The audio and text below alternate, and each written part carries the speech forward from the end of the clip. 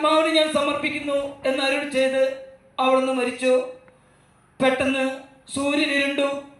3 മണി വരെ ഭൂമിയിലെങ്ങും അന്ധകാരമായിരുന്നു.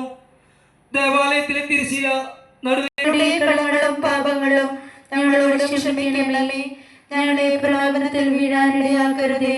ദുഷ്ടാരൂപി ഞങ്ങളെ രക്ഷിക്കണമേ. അനുഗ്രഹിക്കപ്പെട്ടവളാകുന്നു അങ്ങയുടെ ഉദരത്തിൻ ഫലമായി ഈശോ അനുഗ്രഹിക്കപ്പെട്ടവനാകുന്നു.